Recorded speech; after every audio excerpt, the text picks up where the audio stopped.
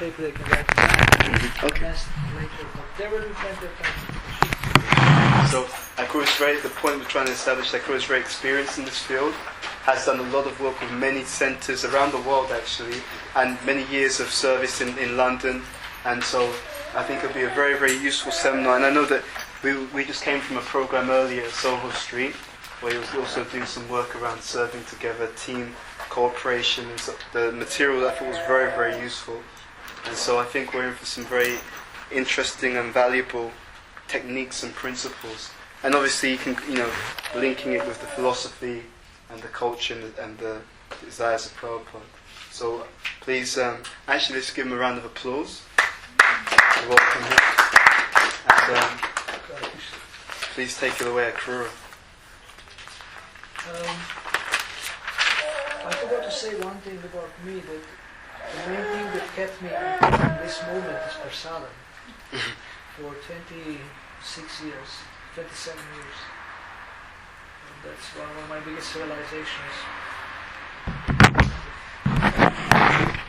Fortunately, or unfortunately, last 1 year I'm on a diet, so I cannot now only see prasadam, not so much eat it. But I had to do this also because of my service. I think Buddha Bhavana Prabhu exaggerated a little bit about me. But I do have some experience that I can try to share. And maybe you can use this also. Yes, it's not We this. have markers. Yes.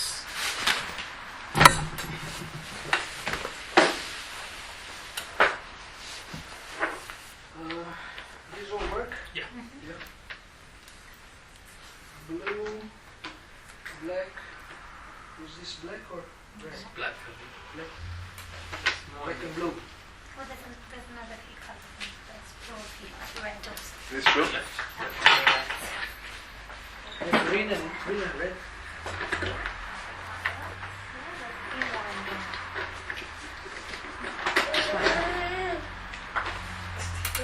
Yeah, you can put them.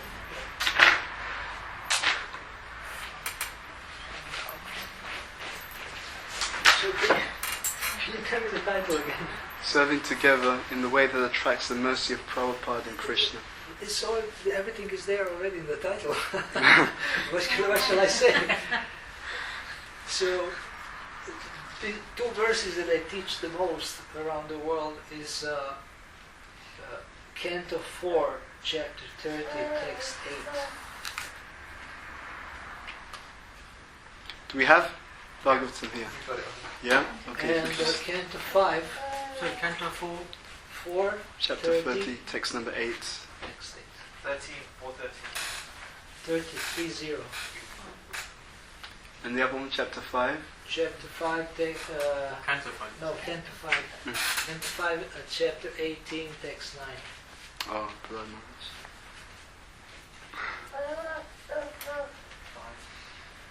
So these verses are very, very powerful Shastric support for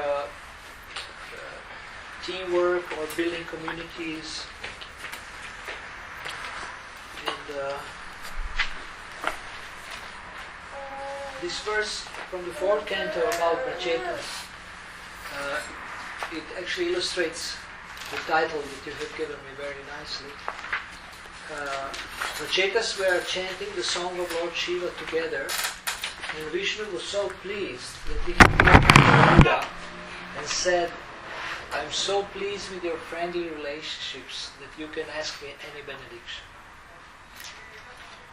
In another purport in the fifth canto, Srila Prabhupada says that if husband and wife don't quarrel, Lakshmi stays in the house. So for marriage, for married couples and for teams, it's very important. If they want to have money, then they have to cooperate. Find a way. Now, Srila Prabhupada in the purport to this verse about Prachetas, he speaks about differences. Would you read or should we just leave it sung? No, you can keep it there. Maybe we will refer to it. But otherwise you shouldn't go on the side. Okay, here. So Srila Prabhupada speaks in the pulpit about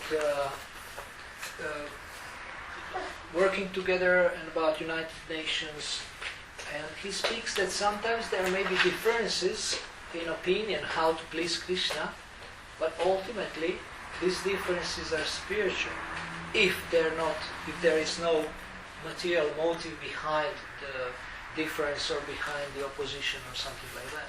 So if the motives of devotees who have differences are pure, then this kind of conflict is actually not material, it's spiritual, because the goal is, there is a common goal. So Srila Prabhupada spoke about the principle of unity in diversity. Unity in diversity. And in the business world, or in the world of success, they speak a lot. They speak a lot about valuing differences, appreciating differences, or even celebrating differences. That everyone is different. Krishna is one. He has expanded into many, Bahusyam, so that he can enjoy. And every one of us gives Krishna pleasure in a different way. So we cannot expect that everyone is the same. And also in the different teamwork workshops, they say that someone's strengths compensate for the weaknesses of others. So somebody has this strength, another strength, and therefore variety is good in a team or in a group that wants to work together. In every community you will find a lot of variety, and now the expert leadership manifests when people engage all these kind of differences and different kinds of talents and abilities for the common cause and for pleasing Krishna. So the beginning of, I think, pleasing Krishna and Prabhupada is first of all to have respect, to have enough respect that you accept another devotee as he is. We have a conditioned nature, and we have also our eternal spiritual nature and spiritual qualities that are manifesting in devotees already more and more. So we appreciate that, appreciate the fact that they are devotees, but also appreciate that they have different abilities, different qualities, and sometimes even appreciate that they disagree. I had a workshop in Antwerp in Belgium, and there was devotees they had different opinion about when they should start, when one couple should start getting involved with devotee care and developing a program of sanghas. Because this is really what I teach. It's not just something spontaneous. It's very structured. There is meetings, and there is structured, focused care for the individual and for the groups. And then there was different opinions. Then I said that maybe we can do this here. That you tell me what's good about the other person's point of view, which is completely opposite to yours. And then they came up with amazing appreciation of the other party that they disagreed with, and then the tension also went down. So, you can look at one thing in many, many different ways.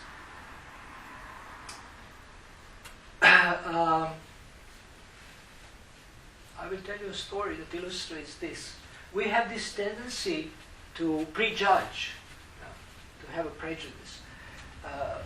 We don't exactly know what's happening in someone's head or in their lives, or sometimes we don't even understand what they're doing, things like that.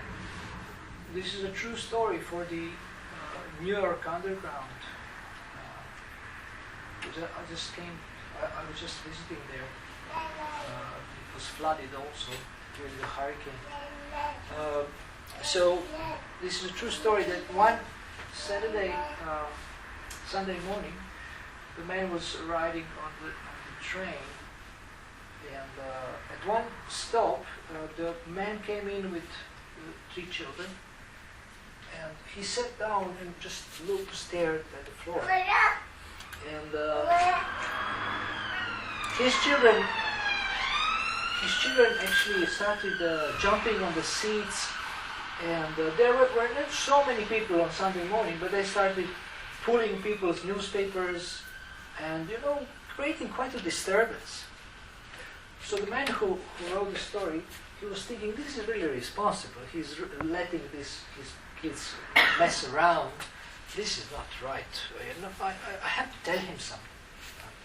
So he eventually, after some minutes, he said, "Sir, why don't you, discipline your children? They are disturbing everyone. Why are you allowing this?" And he didn't even lift, his head. He was still staring, and he said, "I don't know what to think. We just came from the hospital, and their mother died. And I guess they don't know what to think either." Then this man was like shocked. He said, oh my goodness. I was thinking this guy is responsible, but he's actually very pained. So his perception of his situation immediately changed. He was prejudging, but when he found out what's happening to this man, what's behind this behavior, then he changed the way he sees it. So we should never prejudge. We should first find out, get to know somebody before we judge, and before we try to accuse. I don't recommend accusation ever, but no blame or something. So every one of us has this condition. Nature, part of us are of this condition, and it will come up occasionally. But we have to see how to deal with it. And therefore, this guidance. And I don't know. Do they have a sangha or? Do you have a sangha? Or? You see, when you have a sangha and you have either a guide or people who coordinate, or if you're all equals, then maybe you don't have somebody who is in charge, but you have people who are coordinating the meetings. But then you learn how to help each other. In this, when you have sangha, it's not like a temple program or a festival or a lecture. Sangha is more intimate and deals more with practicalities. And also you can address all kinds of issues in a group and discuss it in more detail, how to do this, how to do that. And also what is very important is one-to-one assistance and one-to-one counseling or coaching, where you can discuss even more confidentially what bothers you, how to deal with people, how to deal with this one, that one, or family members, boss at a job, whatever. And then you get a lot of value because you are able to see things differently and to develop more effective personal strategies. Because this world is full of challenges and you have to know how to do things. And many people suffer, many devotees suffer because they simply don't know how to deal with things. They're confused. They have Shastric knowledge, but they don't know how to apply. So this is where we need guidance, and all of you should develop expertise, how to guide yourself and other people, or how to help each other. And I can help you with that also. So, in this Bhagavatam verse, Prabhupada speaks about diversity, but also speaks about the common goal. So the common goal should be strong enough, and the common goal is to please Krishna, should be strong enough to keep us united and to keep us patient and persistent in trying to work out things together. In the development of teams, as you might know, there is 4 stages. Forming. This one will be red. Storming.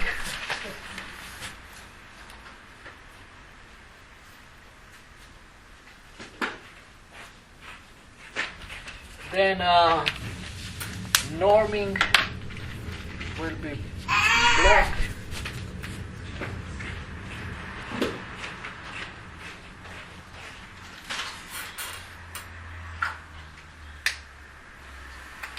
And performing. Oh, this is not the one. This is this green or blue? Green. Green.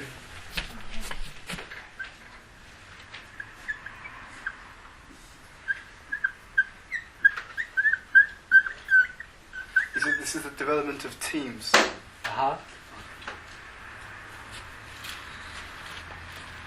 Forming, storming, norming, and performing. So like people get together and then start to get to know each other. What stage is that? Huh? What stage? When people get together? Forming. That's forming. Okay. Yeah, when the film is formed, team is formed, people get together and they get to know each other a little bit, and everything is more or less superficial. There is, it's not just it's just the beginning.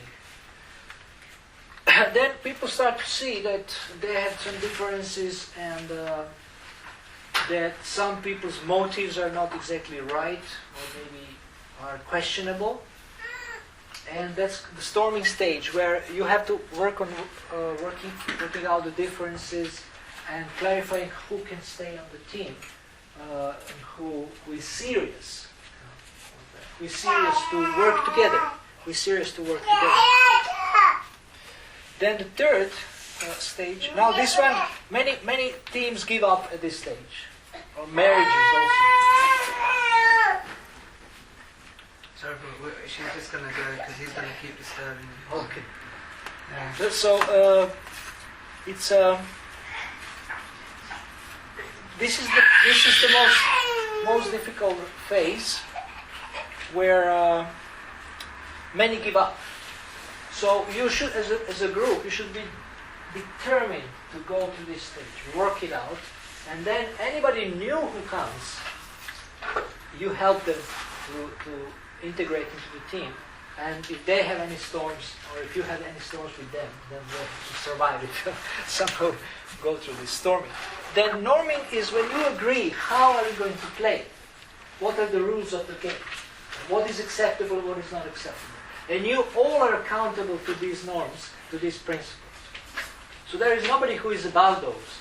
Everybody is bowing down to these principles and norming. So you define clearly, this is what we are going to do, this is how we are going to do things, this is how we are going to relate to each other, and you're clear about your strategy and how are you going to work. Hare Krishna. It was meant to be sleep, but it didn't work. Sorry. And now, when you have this, you have a strong foundation to perform. You have a strong foundation to execute, to do different things. So now, if you start performing in the forming stage, it may go well. You may have some success even, and you may get excited. But you have not passed this stage of maturation, this stage where you work out differences, where you clarify how do you want to act. And if you haven't passed these ones, this high performance will not last long. It will stop. There will be problems. There will be people will quit, or people will fight, and things like that.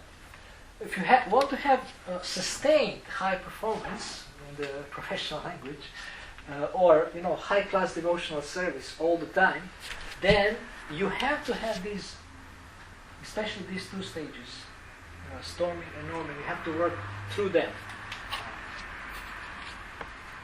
And clarity is the beginning of success in anything, for individuals and for groups. So you have to be clear. In the workshop in Soho, we spoke about the vision, mission, goals, and roles. Roles and goals. So you have to define what is the mission of your group, of your center. Like in London, I don't know if you know, but the vision statement for ISKCON Soho, we worked on it a few years ago. It's London flooded with Krishna consciousness. So we worked on this for a few months, and somebody came with the word flooded, which is the key word in the whole vision statement. And the mission statement is longer. It explains how do we achieve the vision. So this becomes your compass. You have a strong foundation.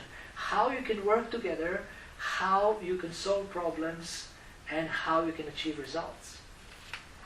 You have to build a strong foundation for your working together. And this is also related to the norming stage. It helps with defining the rules of the game. Then roles. You told me that you do different services. These are your roles in the center.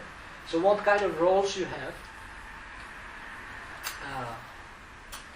and what kind of goals you want to achieve as a center, and how they relate to your personal goals. Are they related? Is your personal interest also overlapping with the interest in the center?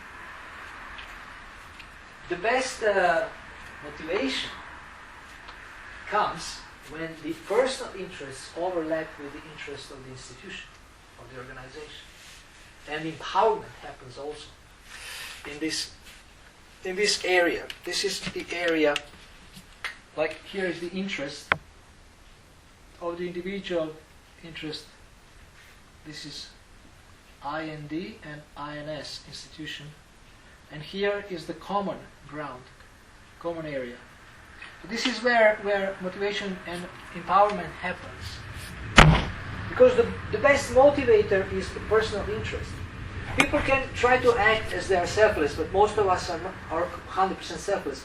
Most of us are not at that level yet. We have to have some personal interest, some personal stake in there. So the question, very important question is, what's in it for me?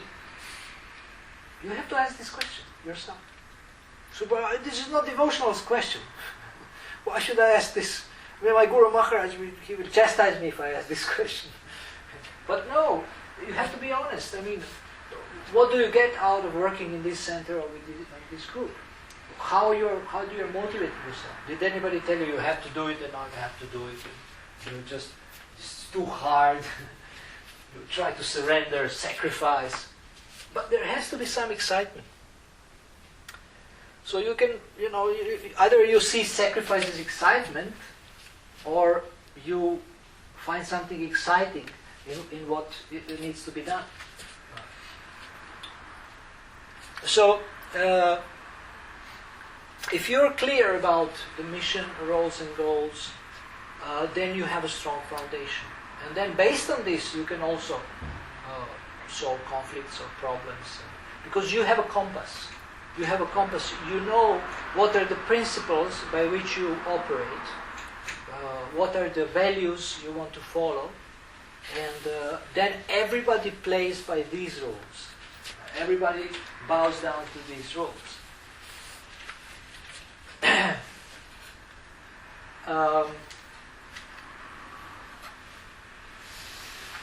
Do you have any questions so far? Yes? You mentioned about the 4 stages. Yeah.